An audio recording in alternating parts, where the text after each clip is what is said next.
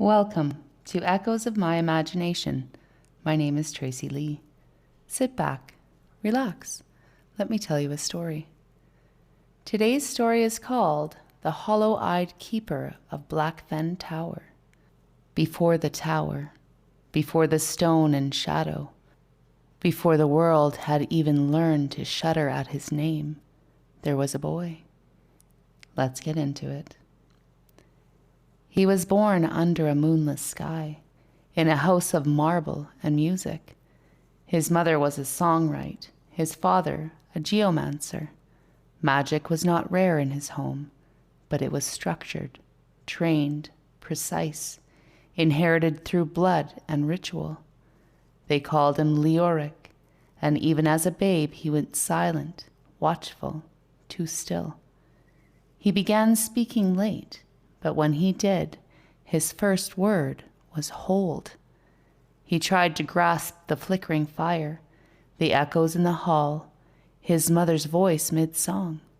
Nothing stayed, and so began a lifetime of chasing permanence.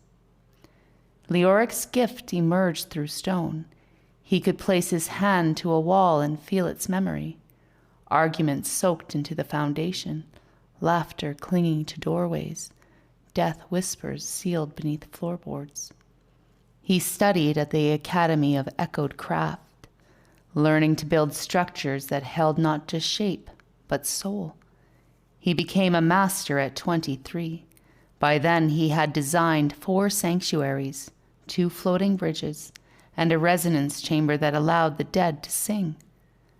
That was when he met her, Maela. She wasn't supposed to be there. The archive temple had flooded and she arrived with the relief crew, sharp-eyed, barefoot, braid down her spine. A healer of wild magic. Her power came from the earth's pulse, not its symmetry. Where he etched runes in sequence, she bled patterns into the soil. Where he built for eternity, she healed the moment. She touched one of his walls and laughed. It hums like an old man trying to remember a tune. He had never hated and needed someone so quickly. They argued constantly about form, about flow, about every essence of meaning. She said, "Let it grow wild." He said, "Let it stand forever." And yet they moved together like roots and stone. She added moss to his cold towers.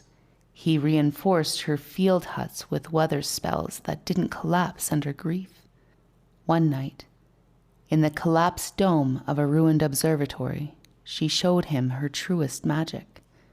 She touched his chest and whispered his name, not his current one, but a soul name buried deep. He shuddered, wept, and saw all his past lives unravel before him, each one with her. That night they became more than lovers. They became entangled timelines. Maela was not meant to stay. She belonged to the wandering orders, the Nomai. Every 7 years she traveled to dying ley lines. It was a sacred oath. Leoric asked her to stay. She kissed him, said, "This life is not the only one." He said, "This is the only one that matters." She left. He could not bear the emptiness. He began to craft a tower, not of protection, but of preservation. Blackfen was chosen for its ley roots, tangled, half-rotted, but thick with memory sediment. There he could anchor something more than form. He could anchor her absence. Each stone held an echo of her. He sang her name into mirrors. He carved her laugh into rafters. He pulled dreams from old pillows, preserved her scent in glass. But it was not enough. He summoned spirits of longing, fed them his blood to keep them tethered. He tried to recreate her soul from pieces, hair, cloth, a drawing, her old sandals. Something else came through, not Maela, but the shape of need. Blackfen Tower became a fixed point. The magic there began to bend time. Travelers felt déjà vu. Children aged backwards. Ghosts walked forward through walls. The villagers stopped approaching. Stories spread. The keepers of balance sent envoys. Leoric never left the tower. His eyes, once dark and sharp, turned milky silver. He still built, obsessed, believed he could bring her back in full.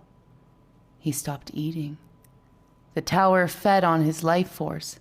He lived by looped memory and soul-anchored spells. When he died, finally, quietly, it was not a release. The tower did not fall.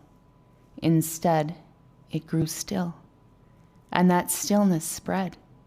Animals refused to pass. Wind redirected. The stars above blinked slower.